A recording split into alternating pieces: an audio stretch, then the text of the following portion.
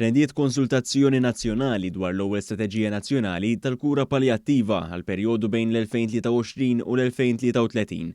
Waqt it-tnedija tal-konsultazzjoni, id-Deputat Prim Ministru u Ministru għas-Saħħa Chris Fehn qal li għalkemm mhux possibbli li kulħadd jitfejjaq minn Mart serju, huwa possibbli li ħajja tibqa' dejjem din jituża u faċli kemm jista' jkun.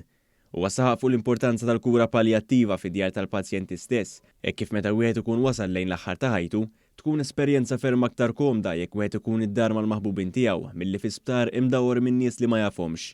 F'dan il-kuntest, id-Deputat Prim Ministru tkellem dwar l-importanza ta' speċjalisti multidixxiplinari li jkunu jistgħu jmorru fid-djar tan-nies biex jagħtu l-kura, u din il-kura tkun waħda tajba daqs li kieku tkun qed tittieħed fi sptar. Huwa fakkar kif il-Gvern diġà investa b'mod sinifikanti fil-kura paljattiva fil-komunità permezz ta' kollaborazzjonijiet ma' qdiet non-governattivi u qal li l-Gvern se jiftaħ faċilità ġdida ta' dan it-tip. Flimkien ma' numru ta' NGOs nkomplu nagħtu servizz anka ta' hospices fil-madwar il-pajjiż.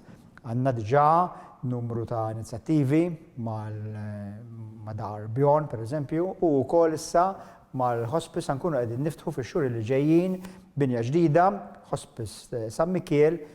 L-istrateġija li se tiġi diskussa fil-ġimgħat li ġejjin hija waħda ambizzjuża ferm u l-implementazzjoni tagħha se tkun maqsuma fuq medda ta' żmien. L-għan aħħari tagħha huwa l-kwalità tal-ħajja tal-pazjenti fil-kura paljattiva tkun waħda tajba kemm jista' jkun. Għan importanti ieħor huwa li l-qraba tal-pazjenti jingħataw is-sapport kollu meħtieġ waqt u anke wara l-kura u l-istrateġija se tkun qed tħares lejn il-kura ta' dan it-tip f'persuni ta' kull età.